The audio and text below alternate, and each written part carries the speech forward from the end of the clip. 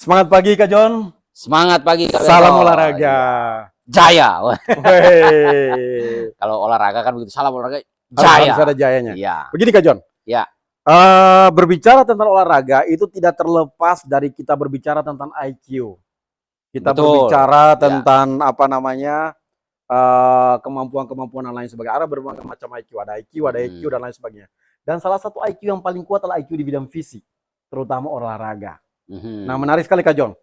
Yang jelas kita tahu bersama bahwa terkadang orang mengenal suatu bangsa itu gara-gara olahraganya Kak John. Ya, luar biasa. Iya, betul sekali. Kadang itu kita harus berbangga itu begini Kak Berto, karena bendera itu dikibarkan di luar negeri itu hanya 2. Maka olahragawan itu harus berbangga karena 1, presiden berkunjung ke luar negeri, yang kedua kalau atletnya juara 1 di luar negeri, maka bendera Indonesia pasti berkibar. Dan kita berharap setelah ini masyarakat Indonesia teredukasi, harus berlomba-lomba mengibarkan bendera Indonesia di luar negeri. Nah, itu dia. Nah, itu yang paling penting. Oke Kak John, menarik sekali. Begini Kak John, saya melihat banyak sekali anak-anak yang dilatih di dunia olahraga itu sejak kecil. Betul. Saking orang tua mencintai anaknya, dia menginginkan supaya anaknya bisa berprestasi, dilatih dari kecil.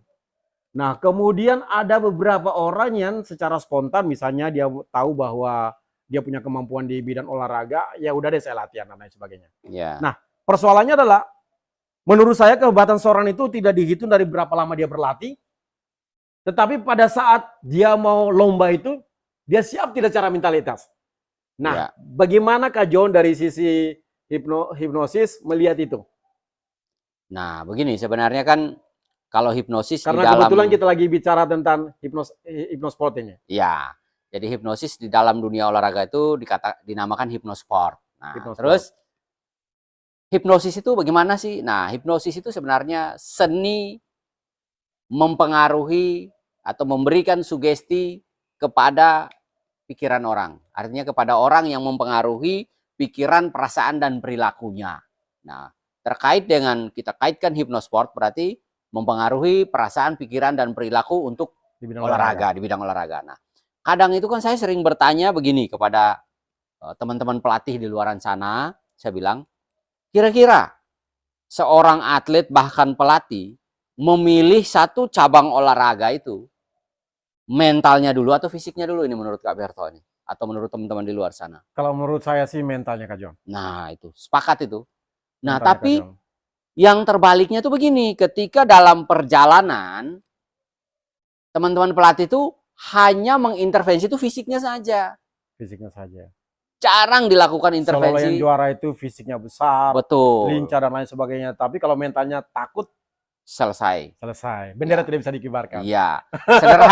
Sederhana itu begini, biasa itu lihat aja atlet kalau mau bertanding muncul keringat dingin. Dia kok ke toilet terus kencing. Nah, itu dia nervous itu. Nervous. Tidak siap itu.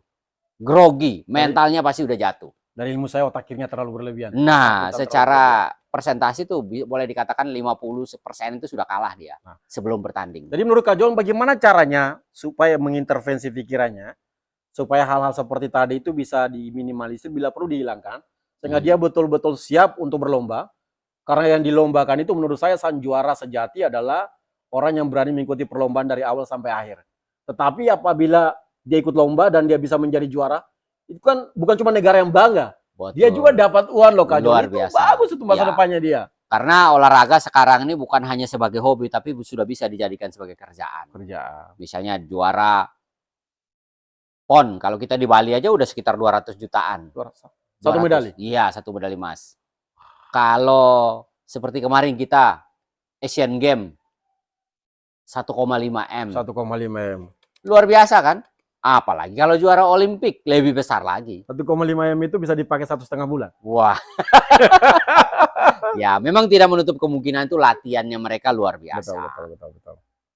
Saya dan beberapa teman termasuk ketua KONI saya di Kelungkung itu kita mengkaji anak-anak yang juara di PON lah, kurang lebih itu. Setidaknya dia latihan 10 tahun. Nah, terlepas dari itu, apa yang tadi disampaikan oleh Kak Berto, memang latihan fisik itu sangat penting. Ya, dan memang untuk juara di PON saja membutuhkan waktu kurang lebih 10 tahun. Baru bisa berbicara di PON. Nah, Tetapi dalam perjalanan itu kita jangan lupakan mentalnya. Misalnya sederhana, teman-teman pelatih itu sering bilangnya begini, atlet itu kasih aja jam terbangnya yang banyak, pasti mentalnya akan mengikuti. Betul, tapi itu secara tradisional. Mau secara instan gampang. Program latihan itu jangan psikologinya dibawa atau intervensi mental itu ditulis di program, tapi tidak pernah dilakukan. Betul. Tunggu 1-2 bulan mau pertandingan baru karakter building. Udah telat itu. Bukan nggak bagus, tapi telat. Maka mental itu kita harus sudah isi sejak dari persiapan umum. Karena persiapan dalam latihan itu ada persiapan umum, persiapan khusus, persiapan pra pertandingan dan pertandingan. Nah, itu intervensi mental harus sudah masuk di sana. Betul, Kak Jon. Misalnya gini, dia baru mau ikut lomba tahun depan. Ya. Jangka waktunya kan 12 bulan. Ya. Kira-kira intervensi itu supaya bagus harus berapa kali? Setiap kali latihan. Setiap kali latihan? Ya. Karena secara hipnosport itu kita bisa misalnya memasukkan apa? Motivasi. Motivasi itu sederhananya begini. Atlet itu kan latihan kan bosan dia, apalagi di program persiapan umum. Program latihannya volumenya sangat banyak. Dia pasti jenuh dong. Udah di sana lah memasukkan motivasi. Nah, memasukkan motivasi yang bagus itu kita bisa memasukkan lewat mental imagery atau visualisasi. Mental imagery, Kak Jon. Ya. Mental imagery itu, Kak Jon, mungkin masyarakat juga penasaran. Dijelaskan lebih detail lagi. Apa itu? Nah, mental imagery itu kan kita memvisualisasikan. Nah, yang celakanya ini hampir kaitan dengan ilmu yang kita bahas di sebelumnya, yang otak kiri otak kanan, hampir sama kurang lebih.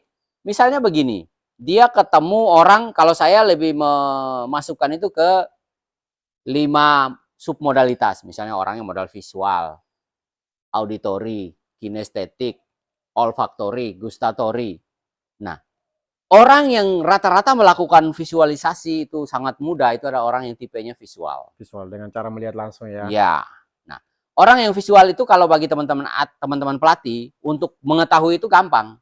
Dalam dia berbicara, itu dia lebih sering itu menggunakan kalimat-kalimat yang memanjakan mata. Matanya. Nah, misalnya begini, saya tanya Kak Berto nih. Kalau Kak Berto kita ajak jalan-jalan ini, misalnya kita mau liburan ini, antara ke pantai dan ke gunung, Kak Berto lebih sukanya kemana? Saya lebih suka ke gunung. Apa yang kira-kira Kak Berto nikmati di pegunungan di itu? sana saya melihat pohon-pohon yang tinggi. Saya merasakan kesejukan yang begitu luar biasa. Kemudian saya juga bisa melihat pemandangan-pemandangan yang indah. Pokoknya banyak sekali, Kak Jon. Nah, dari kalimat-kalimat yang tadi Kak Berto sebutkan itu, teman-teman juga bisa menilai. Kak Berto suka melihat pohon-pohon yang tinggi, melihat pemandangan. Artinya kan memanjakan mata. Betul. Berarti Kak Berto seorang visual. Habis itu suka merasakan. Berarti selain Kak Berto visual, Kak Berto juga punya kinestetik, perasa. Nah, sehingga dalam kita memberikan motivasi juga akan dari dua sisi. Kita bisa menyuruh dia untuk membayangkan dan juga untuk memberi dia merasakan. Misalnya, bayangkan kamu ketika berada di podium. Kamu menerima hadiah sedemikian. Bagaimana perasaanmu? Nah, itu akan sangat memotivasi dia. Langsung kena. Kak Jon, motivasi apa yang paling bagus di dunia hipnosis? Motivasi, karena tidak mungkin seorang pelatih melatih itu cuma satu orang. Ya. Pasti melatih banyak orang. Nah, pada saat memberikan kalimat-kalimat sugesti, afirmasi, itu secara personal atau untuk mereka semua itu? Nah, biasa kalau saya lakukan di beberapa cabur, kebetulan misalnya kemarin PON Papua, terus di Porprov Bali. Saya melihat dari atlet-atlet tersebut personal. Jadi selain misalnya ngelihat kalau dia ini punya masalah privasi, ada problem personal, kita selesaikan itu dulu secara personal. Nah, motivasi dan visualisasi boleh kita lakukan secara massal. Nah, dengan tadi itu memasukkan kalimat-kalimat sugesti yang bisa mencakup pada dia itu visual, auditori, dan kinestetik. Karena manusia itu walaupun punya 5, tapi biasa yang paling dominan itu 3. Visualnya, auditorinya, dan kinestetiknya. Udah sentuh itu aja. Melihat, udah cukup. Mendengar, merasa. Merasa. Ya. Oke Kak Jon, sebelum obrolan kita berakhir, Kira-kira menurut Kak John supaya bisa mempersiapkan seorang atlet menjadi atlet yang luar biasa. Beberapa tips deh Kak John sampaikan untuk masyarakat Indonesia supaya mereka bisa mempersiapkan diri mereka supaya bisa lebih berprestasi lagi terutama di kancah baik nasional maupun internasional. Oke. Ya, jadi saya kira buat teman-teman pelatih di luaran sana, artinya jangan lupa kalau ketika atlet itu, kalau kita intervensi, jangan hanya intervensi fisik, tapi mental itu menjadi poin yang sangat penting. Ya, karena mental itu berpengaruh 80 bahkan sampai 90% ketika pertandingan atau perlombaan. Kalau itu untuk pelatih. Ya. Nah, bagaimana kalau dari sisi keluarga, terutama dukungan orang tua misalnya? Dukungan orang tua itu sangat penting. Misalnya saya pernah menemukan salah satu atlet saya, bagus atletnya, tapi dia itu antara catur dan menembak. Nah, dia bingung karena kedua cabur itu bagus semua. Dia bingung, saya cuma bertanya, anak ini nanti besok mau jadi apa? Dia mengatakan dia mau jadi seorang polwan. Saya bilang, udah pilih menembak. Karena nggak mungkin di polisi disuruh main catur. Pasti yang akan dipilih talentnya untuk bisa masuk ke sana, pasti menembak. Ya, akhirnya sekarang dia memilih untuk menembak. Dan bisa jadi polisi dan bisa Bisa. menjadi menembak. Banyak atlet yang Luar sudah jadi biasa. polisi dari. Lalu peranan pemerintah sebetulnya di mana? Peranan Tadi kan pemerintah sudah dari orang tua, pelatih atau masyarakat, pemerintah di mana? ya, pemerintah saya kira mungkin melalui KONI ataupun sebagainya, artinya instansi-instansi terkait, ya memberikanlah dukungan-dukungan. Misalnya atlet itu mau bertanding itu jangan sampai tidak dikirim. Ya. Jangan sampai berangkat tanpa uang saku. Karena hal-hal seperti itu akan menjadi sport system yang kuat bagi atlet itu, sehingga dia mau bertanding itu dia tidak khawatir lagi. Aduh, misalnya katakanlah seragam deh, seragam untuk pertandingan. Begitu dia turun ketemu, lawannya pakai baju yang bermerek, yang bagus-bagus. Sementara dia pakai baju yang biasa aja. Secara mental udah jatuh dia. Ngelihat, lawan saya ini pasti gagah baju apa. Nah, itu udah down duluan kan dia. Tapi kalau kelihatannya sama, luar biasa. Oke Kak John, terima kasih atas obrolannya. Pemaparannya sangat menarik sekali. Dan ini semakin banyak mengedukasi masyarakat Indonesia bahwa sesungguhnya prestasi itu bisa diraih oleh siapapun. Yang paling penting persiapan mentalitas, fisik, dan lain sebagainya. Yang paling penting juga adalah campur tangan dari pihak lain, yaitu Hypnosport. Itu kalau bisa dimasukkan, kemudian dukungan orang tua, pelatih, dan pemerintah, saya yakin kita bisa meraih prestasi demi prestasi. Saya pikir itu Kak John. Terima kasih banyak dan sampai ketemu kembali di kesempatan berikut dan topik berikutnya. Sampai jumpa teman-teman.